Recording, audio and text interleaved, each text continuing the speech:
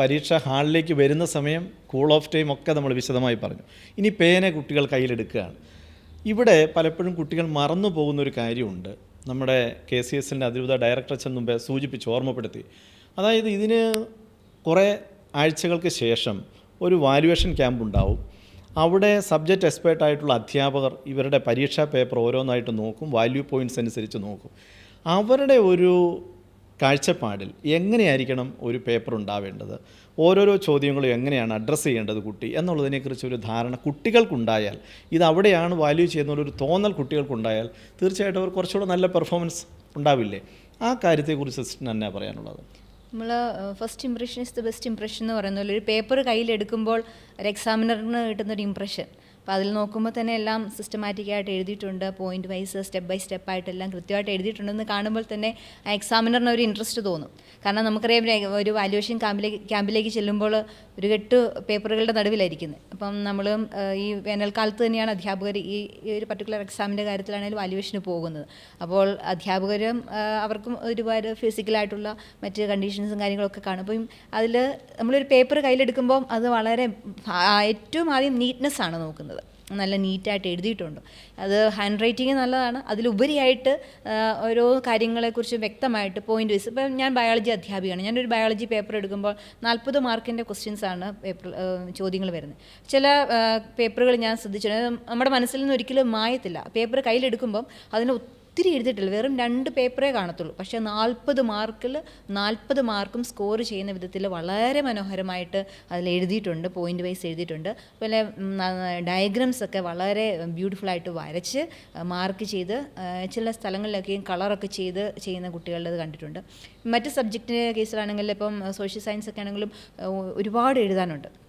അപ്പോൾ ടീച്ചേഴ്സിന് അത് വാല്യൂ ചെയ്യുമ്പം മുഴുവനും വായിച്ചെടുക്കുക, അല്ലെങ്കിൽ ലാംഗ്വേജ് പേപ്പറൊക്കെ ടീച്ചേഴ്സ് പറഞ്ഞ് കേൾക്കാറുണ്ട്. അപ്പം തുടക്കം മുതൽ ഒടുക്കം വരെ മുഴുവനും വായിച്ചെടുക്കുക എന്ന് പറയുന്നത് സ്ട്രെയിനുള്ള കാര്യമാണ്. അപ്പോൾ അവരുടെ ഇംപ്രസ് ക്യാച്ച് ചെയ്യാനായിട്ട് നമുക്ക് ചെയ്യാൻ പറ്റുന്ന കാര്യം, ഇൻട്രൊഡക്ഷൻ നല്ലൊരു അട്രാക്റ്റീവായിട്ട് ചെയ്യുക. അതിൻ്റെ ബോഡി പാർട്ട് വരുമ്പം കുറച്ചേറെ കാര്യങ്ങൾ, അപ്പം ബോഡി പാർട്ടിൽ എഴുതുമ്പോഴും അവിടെ അധ്യാപകൻ്റെ ശ്രദ്ധയെ ക്യാച്ച് ചെയ്യുന്ന വിധത്തിൽ അണ്ടർലൈൻ ചെയ്യുക, അല്ലെങ്കിൽ എന്തെങ്കിലും ഹൈലൈറ്റ് ചെയ്ത് വെക്കുക. പിന്നെ അതുപോലെ തന്നെ കൺക്ലൂഷനും കുറേ കൂടി ഒരു സമ്മറി പോലെ വരുവാണെങ്കിൽ അത് രണ്ടും വായിച്ച് നോക്കുമ്പോൾ അധ്യാപകന് മനസ്സിലാവും ഇതിനകത്ത് സംഭവം ഉണ്ടെന്നുള്ളൊരു ബോധം കിട്ടുമ്പോൾ അവിടെ മാർക്ക് അത്യാവശ്യം വീഴും. അതുപോലെ തന്നെ മാത്തമാറ്റിക്സ് ഒക്കെ ചെയ്യുമ്പോഴാണ് സ്റ്റെപ്പ് ബൈ സ്റ്റെപ്പ് ചെയ്യുക. അതിനിടയ്ക്ക് ചില ലിങ്കുകൾ കൊടുക്കുക, ദെയർഫോർ സോ ദാറ്റ് എന്നൊക്കെ പറഞ്ഞതിൻ്റെ കൊടുത്ത് ചില ഇക്വേഷൻസ് ഒക്കെ ഒന്ന് ഹൈലൈറ്റ് ചെയ്യുകയാണെങ്കിൽ ഇതിനകത്ത് ഈ പേപ്പർ വാല്യൂഡ് ആണ്, അല്ലെങ്കിൽ അതിനകത്ത് കുറച്ച് കാര്യങ്ങളുണ്ട് എന്നുള്ളൊരു ബോധം കിട്ടുമ്പോൾ അതനുസരിച്ച് വാല്യൂ ചെയ്യാനായിട്ട് സാധിക്കും. അപ്പം ആ ഒരു ഇംപ്രഷൻ. അതുപോലെ തന്നെ കുട്ടികൾ കാണുന്നൊരു പ്രധാനപ്പെട്ട ഒരു പോരായ്മയായിട്ട് എനിക്ക് ഫീൽ ചെയ്തിരിക്കുന്നത്, അപ്പം 16ാമത്തെ ചോദ്യം ABC ഡിവിഷൻസ് ആണ്. അപ്പം 3 ചോദ്യങ്ങൾ എഴുതേണ്ടതായിട്ട് വരും. അപ്പോൾ ഒരു കണ്ടിന്യൂറ്റി ഉള്ളതല്ല. കാരണം ചില കുട്ടികൾ 16ാമിൻ്റെ ക്വസ്റ്റ്യൻ്റെ A എഴുതും, പിന്നീട് എഴുതുന്നത് 17ൻ്റെ C ആയിരിക്കും. ചില കുട്ടികളെ വേണ്ടി 16ൻ്റെ B പിന്നെ എഴുതുന്നത് ലാസ്റ്റ് പേജിലായിരിക്കും. അപ്പം നമ്മൾ വാല്യൂ ചെയ്ത് പോകുമ്പം അതൊരു ടീച്ചേഴ്സിനൊരു സ്ട്രെസ്സ് പോലെ വരാൻ സാധ്യതയുണ്ട്. അപ്പം അത് ചിലപ്പോൾ സെൻട്രലൈസ്ഡ് വാല്യൂഷനിൽ അതൊരു പ്രോബ്ലമായി വരില്ല എങ്കിൽ പോലും അധ്യാപകൻ്റെ ആ ഒരു ഫിസിക്കൽ സ്റ്റേറ്റ് ഓഫ് മൈൻഡിനെ അത് ചിലപ്പോൾ അഫക്റ്റ് ചെയ്യാനായിട്ടുള്ളൊരു സാധ്യതയുണ്ട്. അപ്പോൾ അങ്ങനെയുള്ള കാര്യങ്ങളിൽ കൃത്യമായിട്ട് ഒരു കണ്ടിന്യൂറ്റിയിൽ എഴുതുകയാണെങ്കിൽ നല്ലതാണ്. പിന്നെ നമ്മൾ നേരത്തെ സൂചിപ്പിച്ചതുപോലെ ഏറ്റവും എളുപ്പമുള്ളത് ആദ്യം എഴുതുക എന്ന് പറഞ്ഞത് അത് ചെയ്യുന്നത് നല്ലതാണ്. അപ്പോൾ നമുക്കൊരു ബ്രെയിനിലൊരു ഫ്ലോ ഉണ്ടാകും. അത് നമ്മുടെ മറ്റ് അറിയത്തില്ലാത്ത ടഫായിട്ടുള്ള ചോദ്യങ്ങളിലേക്കുള്ള ഒരു ഒഴുക്ക് കിട്ടാനുള്ളൊരു സാധ്യത തുറന്നു തരുന്ന കാര്യമാണ്. പക്ഷെ അങ്ങനെ നമ്മൾ ഡിസ്കണ്ടിന്യൂ ആയിട്ട് എഴുതുന്ന സമയങ്ങളിൽ അതിൻ്റെ ഇപ്പം ഒരു ക്വസ്റ്റ്യൻ എടുത്ത് അതിൻ്റെ മുഴുവൻ ഡിവിഷൻസും അവിടെ തന്നെ കംപ്ലീറ്റ് ചെയ്ത് എഴുതി പോകുന്നത് നല്ലതായിരിക്കും. പിന്നെ നീറ്റ്നെസ് വളരെ ഇമ്പോർട്ടൻ്റ് ആണ്. പിന്നെ പേപ്പർ നോക്കുമ്പോൾ അതിൻ്റെ ആദ്യത്തെ നമ്മൾ രജിസ്റ്റർ നമ്പറും മറ്റു കാര്യങ്ങളൊക്കെ ഫില്ല് ചെയ്യുന്നതിലൊക്കെ ഒരു ശ്രദ്ധ ഉണ്ടാകുന്നതും നല്ലതാണ്. എനിക്ക് അതിനോട് കൂട്ടി ചേർത്ത് പറയാനുള്ളത്, ഒന്ന്, നമ്മൾ ശരിക്കും ക്വസ്റ്റ്യൻ പേപ്പറിൽ ഈ മാർക്ക് കൊടുത്തിരിക്കുന്ന ഒരു സൂചനയാണ്. ഉദാഹരണത്തിന് ഇപ്പം 1 മാർക്കിൻ്റെ ക്വസ്റ്റ്യൻ ആണെങ്കിൽ 1 പോയിൻ്റാണ്, അത് നോർമലി ഒബ്ജക്റ്റീവ് ടൈപ്പാണ് വരുന്നത്, ആ 1 പോയിൻ്റാണ് വരുന്നത്. 2 മാർക്കിൻ്റെ ക്വസ്റ്റ്യൻ ആണെങ്കിൽ നോർമലി വരുന്നത് 2 വാല്യൂ പോയിൻ്റ് ആണ്, അതിൽ കൂടുതൽ വേണ്ട. ഉദാഹരണത്തിന് ചിലപ്പോൾ 5 6 കാര്യങ്ങൾ ചിലപ്പോൾ കാണുമായിരിക്കും, പക്ഷേ അതിനകത്ത് 2 കമ്പാരിസണൊക്കെ ആണെങ്കിൽ ചിലപ്പോൾ ഒരു 4, അതിൽ കൂടുതൽ വേണ്ട. ഒത്തിരി ഡിസ്ക്രിപ്റ്റീവ് ഈ 2 മാർക്കിൻ്റെ ക്വസ്റ്റ്യൻ ആവുകയും വേണ്ട. ഒരു 3 മാർക്കൊക്കെ ആണെങ്കിൽ ഒരു 3 പോയിൻ്റ്, 4 മാർക്കിൻ്റെ ഒക്കെ വരുവാണെങ്കിൽ ചിലപ്പോൾ ഒരു പാരഗ്രാഫ് 5 അതനുസരിച്ച്. അപ്പം ഞാൻ പ്രത്യേകിച്ച് ഞാനിപ്പോൾ ഈ ഹയർ സെക്കൻഡറിയുടെ ഇതിൽ നിന്നോടെ എനിക്ക് കൂടുതൽ പരിചിതമായിട്ടുള്ളത് അതാണ്.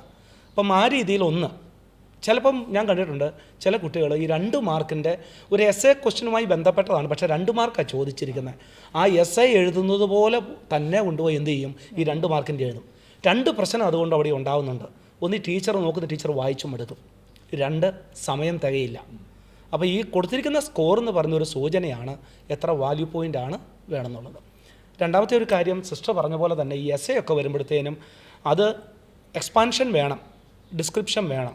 പക്ഷേ അതിൽ ടീച്ചേഴ്സ് നോക്കുന്ന ഈ വാല്യൂ പോയിൻറ്റ്സ്, അപ്പം ഇമ്പോർട്ടൻ്റ് ആയിട്ടുള്ള പോയിൻറ്റ്സ് ഒന്ന് അണ്ടർലൈൻ ചെയ്യുകയാണെങ്കിൽ ഈ നോക്കുന്ന ടീച്ചറിന് ആ പേപ്പറിനോട് ഒരു ഇഷ്ടം തോന്നും. പേപ്പറിനോട് ഇഷ്ടം തോന്നിയാൽ ചിലപ്പോൾ നമുക്ക് ഇടുന്നത് മാർക്ക് ചിലപ്പോൾ ഇങ്ങനെ ഫ്ലോ ആയിട്ട് ചിലപ്പം വരും. അതുപോലെ തന്നെ സിസ്റ്റർ മുമ്പ് പറഞ്ഞ പോലെ തന്നെ ഞാനും നേരത്തെ പറഞ്ഞായിരുന്നു ഈ ഈസി ആയിട്ടുള്ള ആദ്യം എഴുതുന്നതിൻ്റെ. പക്ഷേ അങ്ങനെ എഴുതുമ്പോഴും ഒരു പ്രോസസ്സ് അവിടെ ഉണ്ടാവണം, ഒരു കണ്ടിന്യൂറ്റി അവിടെ ഉണ്ടാവണം. എന്നിട്ടായിരിക്കും ചിലപ്പോൾ എനിക്ക് ബുദ്ധിമുട്ടുള്ള, എനിക്ക് പാർഷ്യലി അറിയാവുന്ന കുറേ കാര്യങ്ങൾ, പക്ഷേ അവിടെയും ഒരു കണ്ടിന്യൂറ്റി അവിടെ ഉണ്ടാവണം. ഈ എല്ലാം കൂടെ മിക്സ് ചെയ്യുമ്പം നോക്കുന്ന ടീച്ചർ ഒന്നാമത്തെ ചോദ്യത്തിൻ്റെ ഉത്തരം വാല്യൂ ചെയ്തു, എന്നിട്ട് 15ാമത്തേലേക്ക് പോയി, പിന്നെ 3-ൽ തിരിച്ചു വന്നു, പിന്നെ 25ാമത്തേലേക്ക് പോയി. ഇങ്ങനെ വരുമ്പം ടീച്ചറിന് ദുർബുദ്ധി, ഇതൊരു മെൻ്റൽ സ്റ്റേറ്റിനെ മാറ്റുന്നുണ്ട്. രണ്ടാമത്തെ ഒരു കാര്യം അടുത്തൊരു കാര്യം അതിനോടൊപ്പം എനിക്ക് ചോദിക്കാനുള്ളത്, അതായത് ഇപ്പോൾ ഒരു ആക്ടിവിറ്റിയുടെ തന്നെ സബ് ക്വസ്റ്റ്യൻസ് 2 ABC വന്നു കഴിഞ്ഞാൽ ചില കുട്ടികൾ 1Aയും Bയും ചെയ്തു, C പിന്നെ അടുത്ത പേജിൽ അത് ഒരുമിച്ച് തന്നെ, അത് ഒരിടത്ത് തന്നെ കൊണ്ടേ കൊടുക്കണം.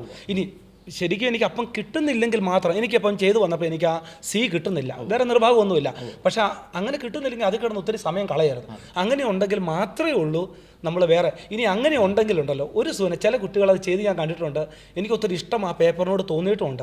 അവിടെ എഴുതി വെക്കും ഇന്ന പേജിൽ C ഇന്ന പേജിലുണ്ടെന്ന്, അങ്ങനെയുള്ള കുട്ടികളെ കണ്ടിട്ടുണ്ട്. അപ്പോൾ ഇത് കാണുമ്പോൾ തന്നെ നമുക്ക് ആ പേപ്പറിനോട് ഒരു ഇഷ്ടം തോന്നും. അല്ലാതെ നമുക്ക് വേണമെങ്കിൽ അവിടെ ഇപ്പം ഞാൻ Aയും B എഴുതി, C എനിക്ക് അത്ര അങ്ങ് ക്ലിക്ക് അടിക്കുന്നില്ല, അപ്പോൾ അവിടെ കുറച്ച് സ്പേസ് നമുക്കറിയാലോ ഏകദേശം എന്തുമാത്രം എഴുതാൻ പറ്റും. അവിടെ ഒരു 3-4 ലൈൻസ് അവിടെ വിടുകയാണെങ്കിൽ പിന്നീട് വന്ന് ഏതായാലും നമ്മൾ പിന്നെ വേറെ എവിടെയെങ്കിലും പോയി എഴുതുന്നുണ്ടല്ലോ, അപ്പോൾ അത് മറ്റൊരു സ്ഥലത്താകാതെ ഇവിടെ തന്നെ കൊണ്ടുവന്ന് എഴുതാനായിട്ട് ഇച്ചിരി സ്പേസ് ഇട്ടാൽ മതിയല്ലോ, പിന്നീട് വന്നത് കംപ്ലീറ്റ് ചെയ്യാൻ പറ്റും. പിന്നെ അതിൻ്റെ കൂടെ ഈ ഞാൻ ഒന്നുകൂടെ ഒന്ന് കംപ്ലീറ്റ് അതായത് ഈ ഹാൻഡ് റൈറ്റിംഗ് ഒരു പ്രശ്നമാണ് അതിൻ്റെ.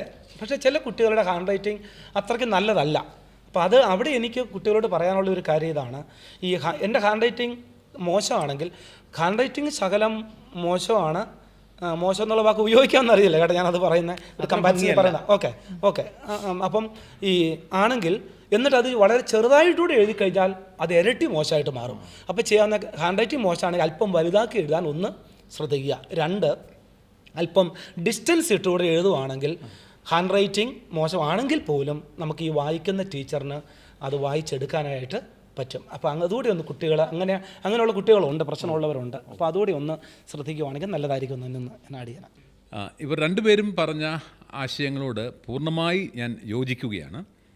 എൻ്റേതായ ഒരു കൂട്ടിച്ചേർക്കൽ നടത്തുന്നു എന്ന് മാത്രമേ ഉള്ളൂ. ഞാൻ ക്ലാസ് എടുത്തു നടന്നുകൊണ്ടിരുന്ന സമയത്ത് ഞാൻ പറയുമായിരുന്നു, ഞാൻ ചോദിക്കുന്നൊരു ചോദ്യം ഇതായിരുന്നു, നന്നായി പഠിച്ചാൽ നല്ല മാർക്ക് കിട്ടുമോ? പിള്ളേർ കിട്ടുമെന്ന് പറയും. ഞാൻ പറഞ്ഞില്ല, നന്നായി പഠിച്ച് നന്നായി പരീക്ഷ എഴുതിയാലേ നല്ല മാർക്ക് കിട്ടത്തുള്ളൂ.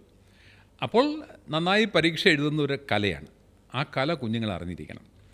അപ്പോൾ അതെല്ലാം ഞാൻ പറയാൻ ആഗ്രഹിക്കുന്നില്ല, എങ്കിൽ പോലും നമുക്ക് 2 തരത്തിൽ ഉത്തരം എഴുതാം. ഇവരതിൻ്റെ ചില സൂചനകൾ നൽകിയുണ്ടായി. ഞാൻ അതിന് കൊടുത്തിരിക്കുന്ന പേര് inviting answers and disgusting answers എന്നാണ്. ഇൻവൈറ്റിംഗ് ആൻസേഴ്സ് എന്ന് പറഞ്ഞാൽ ഇപ്പോൾ സാറൊക്കെ സൂചിപ്പിച്ച പോലെ ആ പേപ്പറിലെ ഉത്തരം കണ്ടാൽ തന്നെ ആ ഉത്തരം അറിയാതെ ടീച്ചറിനെ ക്ഷണിക്കുകയാണ്. ടീച്ചറെ നോക്ക് ടീച്ചർ വാ ടീച്ചറെ നോക്ക് ടീച്ചറെ ക്ഷണിക്കുകയാണ്. അതേസമയം വേറൊരു ഉത്തരം കണ്ടാലോ അപ്പോഴേ നമ്മുടെ മുഖം നമ്മളിങ്ങനെ മുഖം അങ്ങ് മാറ്റും. ടീച്ചറെ അലോസരപ്പെടുത്തരുത് ഒരു കാരണവശാലും. അതാണ് ഇവർ പറഞ്ഞ നമ്പറിൽ മാറി പോകരുത്. 5, 10, 12, 28 എഴുതരുത്. കാരണം ഞാൻ മനസ്സിലാക്കുന്ന ഈ ഓരോ മാർക്കും എടുത്ത് ഫ്രണ്ടിൽ കൊണ്ട് ടീച്ചർ എഴുതണ്ടേ, അത് അവരെ സംബന്ധിച്ച് ഭയങ്കര സ്ട്രെയിനാണ്. അവർ കുറച്ച് കഴിയുമ്പോൾ they will dissociate with the paper. അത് മാനസികമായിട്ട് അകന്നു കഴിഞ്ഞാൽ പിന്നെ ഇവന് ഉദ്ദേശിക്കുന്ന മാർക്ക് കിട്ടത്തില്ല. അപ്പോൾ എങ്ങനെ നന്നായി പരീക്ഷ എഴുതാമെന്നുള്ള ഒരു കാര്യമാണ് ഞാൻ പറഞ്ഞത്. ഞാൻ ഒരു പേപ്പറിൽ കണ്ട കാര്യം ഞാൻ നിങ്ങളോട് പറയാം. കുഞ്ഞുങ്ങൾക്ക് ഒരുപക്ഷെ പ്രയോജനപ്പെടുമായിരിക്കാം. ഈ പേപ്പറിൻ്റെ ഒരു പെൺകുട്ടി ആയിരിക്കും, നമുക്കറിയില്ല, ആരാന്ന് നമുക്കറിയില്ല. ആ കുട്ടിയുടെ പ്രത്യേകത, എല്ലാവരും ഉത്തരം തുടങ്ങുന്നത് എവിടെയാണ്? മിക്കവാറും മാർജിനിൽ തുടങ്ങും, അല്ലേ? മാർജിനോട് ചേർന്ന് തുടങ്ങും. കുറേ പേര് സെൻട്രലിൽ നിന്ന് തുടങ്ങും. ഇതാണ് സാധാരണ നമ്മൾ കണ്ടുവരുന്നൊരു പരിപാടി. പക്ഷെ ഞാൻ ഈ പേപ്പറിൽ കണ്ടൊരു പ്രത്യേകത, ഇത് മാർജിൻ്റെ അടുത്തൊന്നുമല്ല, സെൻറ്ററിൽ നിന്നുമല്ല, അതിൻ്റെ ഇടയ്ക്കൊരു സ്ഥലം ഈ കുട്ടി ഉണ്ടാക്കിയിരിക്കുകയാണ്, കണ്ടുപിടിച്ചിരിക്കുകയാണ്. എന്നിട്ട് ആ കുട്ടി ചെയ്തിരിക്കുന്നത് എന്നറിയോ? ആ കുട്ടിയുടെ എല്ലാ പാരഗ്രാഫിൻ്റെയും ഓപ്പണിംഗ് വേർഡ്, ഓപ്പണിംഗ് ലെറ്റർ, വേർഡല്ല ഓപ്പണിംഗ് ലെറ്റർ, ഉദാഹരണം 1 എന്നാണെന്ന് തുടങ്ങുന്ന, 1 ഓഫ് ദ എന്ന് പറഞ്ഞാണ് ആൻസർ തുടങ്ങുന്നതെങ്കിൽ ആ 1ൻ്റെ O അല്പം വലിപ്പക്കൂടുതലാണ്. മനസ്സിലായോ? എന്നിട്ട് ആ കുട്ടി പച്ചമഷി കൊണ്ട് അതിനകത്തൂടെ ഇട്ടിരിക്കുകയാണ്. ഇപ്പം 2 അത് നോക്ക് നല്ല ഭംഗിയാണ്. അവൻ്റെ ഒരു മാർജിൻ പോലെ എല്ലാം കിടക്കുകയാണ് അവൻ്റെ പേപ്പർ മുഴുവനും. അപ്പം അറിയാതെ നമുക്ക് ആ പേപ്പറിനോടൊരു ഇഷ്ടം തോന്നുകയാണ്. പിന്നെ മാർക്കൊക്കെ തന്നെ ഇത് പറഞ്ഞ പോലെ നമ്മളറിയാതെ മാർക്ക് ഇങ്ങനെ പൊയ്ക്കൊണ്ടിരിക്കുകയാണ്. അങ്ങനെ മാർക്ക് മേടിച്ചെടുക്കാനുള്ള സിദ്ധി കുഞ്ഞുങ്ങൾ കാണിക്കണം. അത് വളർത്തിയെടുക്കണം. അതല്ലെങ്കിൽ നമ്മൾ ഉദ്ദേശിക്കുന്ന, അതുകൊണ്ടാണ് പിള്ളേർ പറയത്തില്ലേ നന്നായിട്ട് പരീക്ഷ എഴുതുക, ഉദ്ദേശിച്ച മാർക്ക് കിട്ടത്തില്ല. അവർ നന്നായിട്ട് എഴുതി കാണും. പക്ഷെ അങ്ങനെയല്ല, നന്നായിട്ട് എഴുതേണ്ട രീതിയിൽ ഈ പറഞ്ഞ ചിന്തകളൊക്കെ മനസ്സിൽ വെച്ചുകൊണ്ട്, ഞാൻ ഈ പറഞ്ഞ കാര്യങ്ങൾ വെച്ചുകൊണ്ട് വളരെ പ്രസൻറ്റബിളായി ഈ ആൻസർ ഷീറ്റ് നമുക്ക് പ്രസൻറ്റ് ചെയ്യാൻ സാധിച്ചാൽ മാത്രമേ നമ്മൾ ഉദ്ദേശിക്കുന്ന മാർക്ക് പിടിച്ചു വാങ്ങിയെടുക്കാൻ സാധിക്കത്തുള്ളൂ. അതാണ് എനിക്ക് പരീക്ഷയുടെ ഒരു ഘടന സാറ് മുമ്പേ സൂചിപ്പിച്ചു. 1 മാർക്കിൻ്റെ, 2 മാർക്കിൻ്റെ, 3 മാർക്കിൻ്റെ, 5, 8. ഈ 8ലേക്കും 5ലേക്കും എത്തുമ്പോൾ കുട്ടികൾക്ക് പലപ്പോഴും സമയക്കുറവിൻ്റെ ഒരു പ്രശ്നം അവിടെ അലട്ടാറുണ്ട്. രണ്ടാമത്തെ കാര്യം, എല്ലാം ഈ അടുക്കി എഴുതുന്നതിൻ്റെ ഒരു പ്രശ്നം പലർക്കും ഒരു പ്രതിസന്ധി ഉണ്ടാകാറുണ്ട്. എനിക്ക് മറ്റൊരു കാര്യം കൂടി ചോദിക്കാനുള്ളത്, പ്രത്യേകിച്ച് ഭാഷാ വിഷയങ്ങളിൽ ടെക്സ്റ്റിൻ്റെ പുറത്തു നിന്ന് ചില എസ്സൈസ് ഉണ്ടാകാറുണ്ട്. പ്രത്യേകിച്ച് സാറ് ദീർഘകാലം ഇംഗ്ലീഷ് അധ്യാപകനായിരുന്നു. അപ്പോൾ ഈ ഔട്ട് ഓഫ് ടെക്സ്റ്റ് ഒരു എസ്സേ വരുമ്പോൾ അതിന് സമാനമായ ചില കാര്യങ്ങൾ കുട്ടികൾ പഠിച്ചിട്ടുണ്ടാവും. എങ്കിലും അത്തരം കാര്യത്തിൽ പൊതുവേ സ്വീകരിക്കേണ്ട സമീപനം, പ്രത്യേകിച്ച് അതിൻ്റെ ഇൻട്രോയും കൺക്ലൂഷനും എങ്ങനെയായിരിക്കണം, അതിൻ്റെ സ്ട്രക്ചർ എങ്ങനെ കൊണ്ടുപോകണമെന്ന് ഒരു അഭിപ്രായം പറയാമോ? സാറേ, സിസ്റ്റർ ഇടയ്ക്ക് സൂചിപ്പിച്ചു.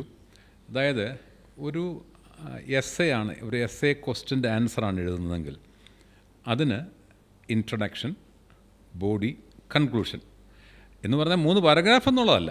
മനസ്സിലായില്ലേ? ചിലപ്പോൾ അത് 15-10 പാരഗ്രാഫായിരിക്കും. പക്ഷേ അതിൻ്റെ തുടക്കത്തിൽ ഈ അധ്യാപകൻ്റെ ശ്രദ്ധ ആകർഷിക്കുന്ന തരത്തിലുള്ളൊരു ഇൻട്രോ കൊടുക്കാൻ സാധിക്കണം. മനസ്സിലായില്ലേ? അപ്പോൾ അവിടെ വേണമെങ്കിൽ ആ കുട്ടി പഠിച്ച പുസ്തകത്തിലില്ല, പക്ഷെ നല്ലൊരു കൊട്ടേഷൻ അതിന് ഓർമ്മ വരികയാണ്. ഇപ്പോൾ ഇത് കഴിഞ്ഞ ദിവസം ഞാൻ ഓർക്കുമായിരുന്നു, ഇത് നമ്മൾ പരിസ്ഥിതിയെപ്പറ്റിയുള്ള ഒരു ലേഖനമാണ് എഴുതേണ്ടതെന്ന് വിചാരിക്കുക. അതിനെപ്പറ്റി ഇപ്പം സാധാരണ പ്രതീക്ഷിക്കാവുന്നൊരു ചോദ്യമാണ്. ഗാഡ്ഗിൽ പറഞ്ഞിട്ടുണ്ട്, നമ്മൾ ഓടുന്നതിൻ്റെ വേഗം ഇരട്ടിയാണെങ്കിലും വിജയിക്കണമെന്നില്ല. കാരണം എതിർദിശയിലേക്കാണ് ഓടുന്നതെങ്കിൽ വേഗം കൊണ്ട് പ്രയോജനമില്ല. ആ മാധവ് ഗാഡ്ഗിലിൻ്റെ ആ കൊട്ടേഷൻ പറഞ്ഞിട്ട് ഒരു പരിസ്ഥിതിയെപ്പറ്റി ഒരു ആർട്ടിക്കിൾ എഴുതാൻ തുടങ്ങിക്കഴിഞ്ഞാൽ ന്യായമായും ഈ ടീച്ചർ ഇൻക്വിസിറ്റീവ് ആകും. നോക്കുന്ന ടീച്ചർ, ആ ടീച്ചർ ഒരു ജഡ്ജ്മെൻറ്റിലേക്ക് വരികയാണ്, ഇവൻ എന്തോ ബോധമുള്ള ആളാണ്. മനസ്സിലായില്ലേ? നമുക്ക് അത്രയും വലിയ ബോധമൊന്നുമില്ല, പക്ഷേ we are able to create that. അവിടെ നമ്മൾ ടീച്ചറിനെ നേടി, ആ ഉത്തരം ടീച്ചറിനെ നേടി, പിന്നെ ടീച്ചർ ഇങ്ങനെ നോക്കി അങ്ങ് പോവുകയാണ്. അതുകൊണ്ട് ഓപ്പണിംഗ് എന്ന് പറയുന്നത് ഇവരെല്ലാം സൂചിപ്പിച്ചത് വളരെ പ്രധാനപ്പെട്ട ഘടകമാണ്. അത് വളരെ അട്രാക്റ്റീവായിട്ടുള്ള ഒരു ഇൻട്രോ കൊടുക്കാൻ സാധിക്കണം. അതുപോലെ കൺക്ലൂഷനിലും എല്ലാ ടീച്ചറും എല്ലാ ലൈനും വായിക്കുമെന്ന് ആരും ധരിക്കരുത്. അത് കോളേജിലാണെങ്കിലും ശരി, പറയുന്നത് ശരിയാണെന്ന് പറയാൻ എനിക്കറിയില്ല, സ്കൂളിലാണെങ്കിലും ശരി, ഒരു കുട്ടി എഴുതിയ മുഴുവൻ സെൻറ്റൻസുകളും വായിക്കുന്ന ഒരു അധ്യാപകനും ജീവനോടെ ഉണ്ടെന്ന് എനിക്ക് തോന്നുന്നില്ല. മരിച്ചവരും വല്ലതും ഉണ്ടെന്ന് എനിക്ക് പറയാൻ അറിയില്ല. അപ്പോൾ അവർ ഒരു ഓവറോളാണ് നോക്കുന്നത്. ആ ഓവറോളിൽ ഈ അധ്യാപകൻ്റെ അല്ലെങ്കിൽ അധ്യാപികയുടെ ഇൻട്രസ്റ്റ് നമുക്ക് നേടിയെടുക്കാൻ നമുക്ക് സാധിക്കണം. അതിന് ഈ പറഞ്ഞ പോലെ beautiful introduction, meaning body and A very attractive conclusion. ഇപ്പോൾ സാറ് പറഞ്ഞതിനോട് ഞാൻ ഒരു കാര്യം കൂടി കൂട്ടിച്ചേർക്കുകയാണ്.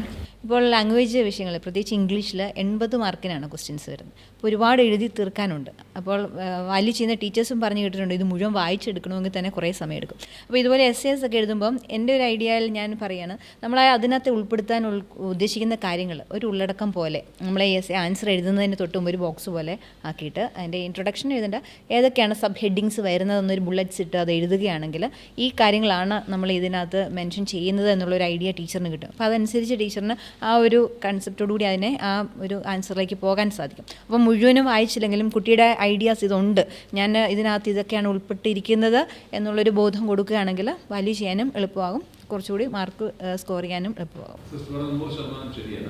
അത് ടീച്ചറിന് വളരെ എളുപ്പമാണ് ആ കാര്യം. എന്ന് മാത്രമല്ല, ആ കുട്ടിയെപ്പറ്റി ഒരു വിശ്വാസം ജനിപ്പിക്കുക, അതും തന്നെ കുട്ടി വിശ്വാസം നേടിയെടുത്തു. വളരെ നല്ലൊരു കാര്യമാണ് ടീച്ചർ പറഞ്ഞത്. ഒത്തിരി എഴുതിയില്ലെങ്കിലും കണ്ടന്റ് ഉണ്ട്, ആൾക്ക് കാര്യങ്ങൾ അറിയാമെന്നുള്ളൊരു ബോധം ടീച്ചറിന് കിട്ടും. മാർക്ക് കൊടുക്കാൻ അത് എനിക്കധികം എൻ്റെ കയ്യിൽ ചിലപ്പം സ്റ്റോക്ക് അധികം ഇല്ല, പക്ഷെ ഉള്ളതിനെ ഞാൻ പലതാക്കി എഴുതുമ്പോൾ, ഉദാഹരണത്തിന് ഈ ബുള്ളറ്റ് ഇടുന്നു, നമ്പർ ഇടുന്നു, ഈ ബോഡിയിലേക്ക് വരുമ്പോൾ ശരിക്കും അവിടെയാണ് ശരിക്കും കോണ്ടന്റ് വരുന്ന ഒരു ഭാഗം എന്ന് പറയുന്നത്. എൻ്റെ കയ്യിൽ ആകെ 3-4 പോയിന്റേ ഉള്ളൂ. ഞാൻ ഇതെല്ലാം കൂടെ അവിയൽ രൂപത്തിൽ കൊണ്ടുപോയിട്ടാൽ അതിൻ്റെ അകത്തുള്ള ഒരു വെജിറ്റബിളും ഒരു പച്ചക്കറിയും എനിക്ക് സ്പെഷ്യലായിട്ട് അറിയാൻ പറ്റിയില്ല. പക്ഷേ ഞാൻ അതെടുത്തിട്ട് ഓരോന്നും വന്ന് സെപ്പറേറ്റ് ആയിട്ട് എഴുതുകയും ഒരു 1-2 ലൈൻ വെച്ച് അല്ലെങ്കിൽ 2-3 ലൈൻ വെച്ച് ഞാനൊന്ന് എഴുതിയും കൂടെ വെക്കുമ്പം ഞാൻ ഈ അവിയൽ ഉണ്ടാക്കേണ്ട സാധനത്തെ ഞാനൊരു 3-4 ഐറ്റം ആക്കി ഞാനങ്ങ് മാറ്റുകയാണ് ചെയ്യുന്നത്. അപ്പം ആ രീതിയിൽ ഈ നമ്പേഴ്സ് ഇടുക, അല്ലെങ്കിൽ ബുള്ളറ്റ് ഇട്ട് കൊടുക്കുക, ഇങ്ങനെയുള്ള കാര്യങ്ങൾ അതിനെ ഓരോ ചെറിയ പാരഗ്രാഫുകളാക്കി മാറ്റുക, ഇതും നമ്മുടെ ഉത്തരത്തെ ഒത്തിരി വലുതാക്കി മാറ്റുകയും പ്രത്യേകിച്ച് ഈ എസ്ഐയുടെ ഒക്കെ കാര്യം വരുമ്പോഴത്തേനും അതിന് അട്രാക്റ്റീവായിട്ട് കൊടുക്കാനും പറ്റുന്നതാണത് കുറച്ചുകൂടെ. ഇപ്പോൾ നിലവിലെ കുട്ടികളുടെ ഇടയിൽ കാണുന്ന ഒരു പ്രവണതയാണ്, അറിയത്തില്ലെങ്കിൽ എന്ത് ചെയ്യും. ഇപ്പോൾ ഇംഗ്ലീഷിലൊക്കെയാണ് ചോദ്യങ്ങൾ വരുന്ന ഒരു പാരഗ്രാഫ് കാണും, അപ്പോൾ അതിൽ തന്നെയുള്ള സെൻറ്റൻസുകൾ തിരിച്ചും മറിച്ചും അങ്ങോട്ടും ഇങ്ങോട്ടും ഒക്കെ എഴുതി വെക്കും. അപ്പോൾ ഇത് വായിക്കുന്ന അധ്യാപകന് വലിയ ബുദ്ധിമുട്ടാണ്. കാരണം അത് അദ്ദേഹത്തിൻ്റെ മാനസികാവസ്ഥയും ബാധിക്കുന്നുണ്ട്. കാരണം ഒന്നും അറിയത്തില്ല, പക്ഷേ ഈ ക്വസ്റ്റ്യൻ തന്നെ തിരിച്ചും മറിച്ചും എഴുതി വെച്ച് കഴിയുമ്പം അത് ആ കുട്ടിയുടെ ബാക്കി മാർക്കിനെയും ഒക്കെ അത് ബാധിക്കാനിടയാവും. അപ്പം അറിയാവുന്ന കാര്യങ്ങൾ സത്യസന്ധമായിട്ട് എഴുതി വെക്കുക, അല്ലാതെ ഇങ്ങനെയുള്ള ഒരു ട്രിക്കൊക്കെ കാണിച്ചു വെക്കുന്നത് അത്ര ഉചിതമാണെന്ന് ഇല്ലെങ്കിൽ മാത്രമേ അങ്ങനെ ചെയ്യാവുള്ളൂ അല്ലേ? അത് അത്രമേൽ രക്ഷപ്പെടാത്ത ട്രിക്കുകൾ എടുക്കല്ലേ. പ്രത്യേകിച്ച് പിന്നെ ഒരു കാര്യം, ഈ കുട്ടികൾ ചിലർ ചെയ്ത് കണ്ടിട്ടുണ്ട്, ഈ റിക്വസ്റ്റുകൾ, പേഴ്സണൽ റിക്വസ്റ്റുകൾ. എനിക്ക് വളരെ രസകരമായിട്ടുള്ള ഒന്ന്, അതെൻ്റെ അധ്യാപന ജീവിതത്തിൻ്റെ ആദ്യ ഘട്ടത്തിലായിരുന്നു. 2000-ൻ്റെ ഒക്കെ ആദ്യ ഒരു കാലഘട്ടത്തിൽ ഒരു പെൺകുട്ടി എന്നുള്ളതില്ല, സാർ ഞാൻ എങ്ങനെയെങ്കിലും എന്നെ ജയിപ്പിച്ചാൽ എൻ്റെ അമ്മാവൻ എന്നെ പഠിപ്പിച്ചോളാന്ന് പറഞ്ഞിട്ടുണ്ട് സാറേ, ഞാൻ ജയിച്ചില്ലെങ്കിൽ എന്നെ കെട്ടിച്ചു വിടും സാർ, എനിക്ക് പഠിക്കണം. പക്ഷെ നമ്മളിത് കേട്ടിട്ട്, പക്ഷെ ഞാൻ എന്തേരം നോക്കിയിട്ടും, അപ്പോൾ ഇത് കേട്ടപ്പം സത്യസന്ധമായിട്ട് ഞാൻ ഓർത്ത്, ദൈവമേ ഇത് ഇങ്ങനെ ആത്മാർത്ഥമായിട്ടായിരുന്നല്ലോ. പക്ഷേ ഞാൻ എന്തേരം വലിച്ചിട്ട് നോക്കിയിട്ടും ജയിക്കാനുള്ള ഒന്നും അതിൻ്റെ അകത്തില്ല. അവസാനം ഞങ്ങളെല്ലാം കൂടെ തീരുമാനിച്ചു, ഈ കൊച്ചിൻ്റെ വിധി മിക്കവാറും ഇങ്ങനെയായിരിക്കും, അവൾ മിക്കവാറും ഒരു കല്യാണമൊക്കെ കഴിച്ച് അവളുടെ മക്കൾ നന്നായിട്ട് പഠിക്കാനുള്ള അവസരം ഉണ്ടാകട്ടെ എന്നുള്ള തമാശ രൂപത്തിൽ നമ്മളവിടെ സംസാരിച്ചു ശരിക്കും. പക്ഷേ ഇങ്ങനെയുള്ള റിക്വസ്റ്റുകൾ ശരിക്കും ആ റിക്വസ്റ്റുകൾക്ക് ഒരു ഇമ്പാക്റ്റും ഈ കുട്ടികൾ, അതെന്നെ കേൾക്കുന്ന കുട്ടികൾ പറയുക, ഇങ്ങനെയുള്ള റിക്വസ്റ്റുകൾക്ക് ഒരു ഇമ്പാക്റ്റും ഉണ്ടാക്കാനായിട്ട് ഉള്ള സാധ്യതയില്ല. അതുകൊണ്ട് ആ റിക്വസ്റ്റുകൾ ദയവ് ചെയ്ത് അതിൻ്റെ അകത്ത് കൊണ്ടുപോയി കൊടുക്കാതിരിക്കുന്നതാണ് നല്ലത്.